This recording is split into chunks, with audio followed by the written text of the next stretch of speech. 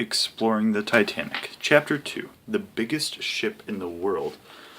The story of the Titanic began before anyone had ever thought about building the great ship.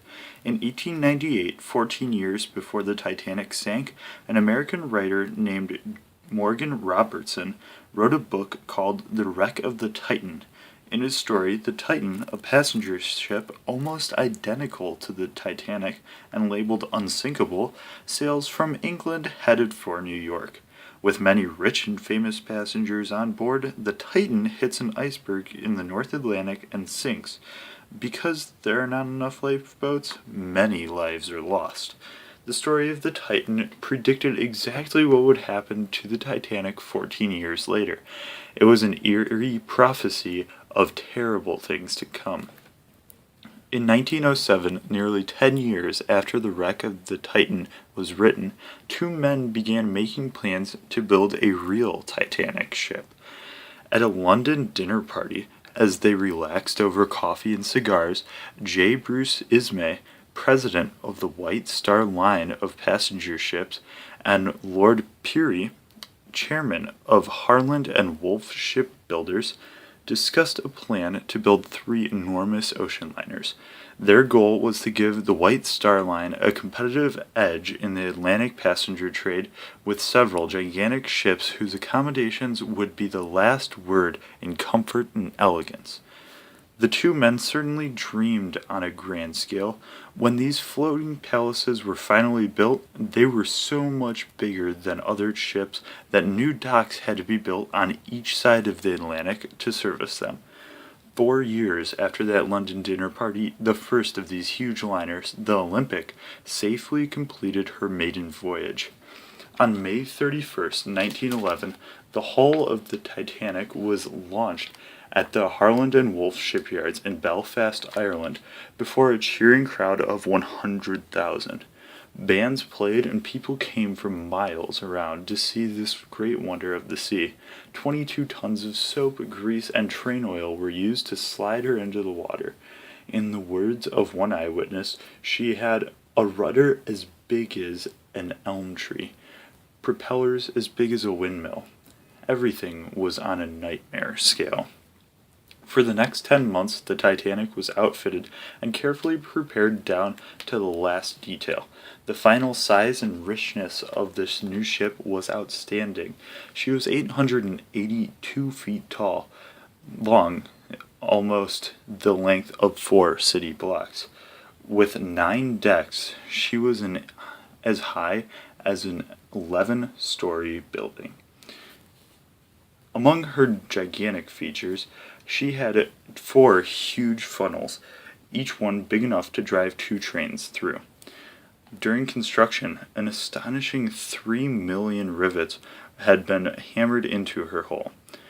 Her 3 enormous anchors weighed a total of 31 tons, the weight of 20 cars. And for her maiden voyage, she carried enough food to feed a small town for several months. As her name boasted, the Titanic was indeed the biggest ship in the world. Nicknamed the Millionaire's Special, she was also called the Wonder Ship, the Unsinkable Ship, and the last word in luxury by newspapers around the world. The command of this great ocean liner was given to the senior captain of the White Star Line, Captain Edward J. Smith. This proud, white-bearded man was a natural leader and was popular with both crew members and passengers. Most important, after 38 years' service with the White Star Line, he had an excellent safety record. At the age of 59, Captain Smith was going to retire after this last trip, a perfect final tribute to a long and successful career. On Wednesday, April 10th, 1912, the Titanic's passengers began to arrive in Southampton for the trip to New York. Ruth Becker was dazzled as she boarded the ship with her mother, her younger sister, and 2-year-old brother, Richard.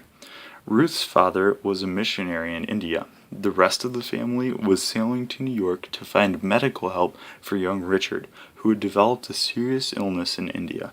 They had booked second-class tickets on the Titanic.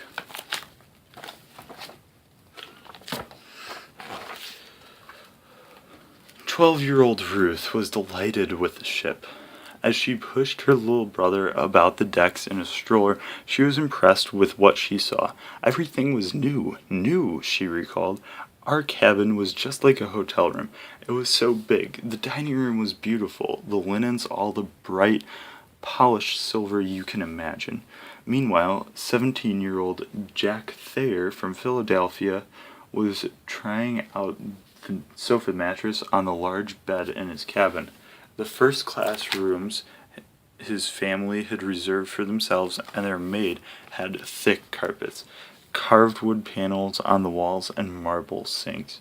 As his parents were getting settled in their adjoining stateroom, Jack decided to explore this fantastic ship. On a deck, he stepped into the veranda and palm court and admired the white wicker furniture and the ivy growing up the trellised walls. On the lower decks, Jack discovered the squash court, the swimming pool, and the Turkish bath decorated like a room in a sultan's palace. In the gymnasium, the instructor was showing passengers the latest in exercise equipment, which included a mechanical camel you could ride on, stationary bikes, and rowing machines. Daylight shone through the huge glass dome over the grand staircase as Jack went down to join his parents in the first-class reception room. There, with the ship's band playing in the background, his father pointed out some of the other first-class passengers. "He's supposed to be the world's richest man," said his father of Colonel John Jacob Astor, who was escorting the young Mrs. Astor. He also identified Mr. and Mrs. Strauss, founders of Macy's of New York, the world's largest department store. Millionaire Benjamin Guggenheim was aboard, as were Jack's parents' friends from Philadelphia, Mr. and Mrs. George Widener and their son, Harry. Mr. Widener had made a fortune building streetcars. Mr. and Mrs. William Carter were also friends of the Thayers. Stowed in one of the holds below was a new Renault car that they were bringing back from England. J. Bruce Ismay, president of the White Star Line, moved about the room saying hello to people. He wanted to make sure that his wealthy passengers were comfortable, that they would feel relaxed and safe about his floating palace. Indeed, when Ruth Becker's mother had asked one of the second-class staff about the safety of the ship, she had been told that there was absolutely nothing to worry about. The ship had watertight compartments that would allow her to float indefinitely. There was much talk among the passengers about the Titanic being unsinkable. In 1912, people were divided into social classes according to background, wealth, and education. Because of these class lines, the Titanic was rather like a big floating layer cake. The bottom layer consisted of the lowly manual workers sweating away in the heat and grime of the boiler rooms and engine rooms. The next layer was the third-class passengers, people of many nationalities hoping to make a new start in America. After that came the second class, teachers, merchants, and professionals of moderate means like Ruth's family. Then, finally, there was the icing on the cake in first class, the rich and the aristocratic. The differences between these groups were enormous.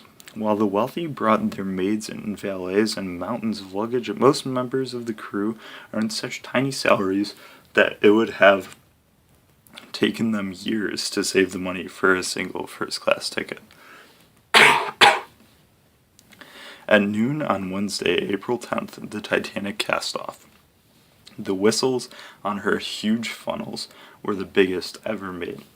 As she began her journey to the sea, they were heard for miles around, moving majestically down the River Test, and watched by a crowd that had turned out for the occasion. The Titanic slowly passed two ships tied up to the dock. All of a sudden, the mooring ropes holding the passenger liner in New York snapped with a series of several sharp cracks, like fireworks going off. The enormous pull created by the Titanic moving past her had broken the New York's ropes and was now drawing her stern toward the Titanic. Jack Thayer watched in horror as the two ships came closer and closer. It looked as though there surely would be a collision, he later wrote. Her stern could not have been more than a yard or two from our side. It almost hit us. At the last moment, some quick action by Captain Smith and a tugboat captain nearly allowed the Titanic to slide past with only inches to spare. It was not a good sign. Did it mean that the Titanic might be too big of a ship to handle safely? Those who knew about the sea thought that such a close call at the beginning of a maiden voyage was a very bad omen.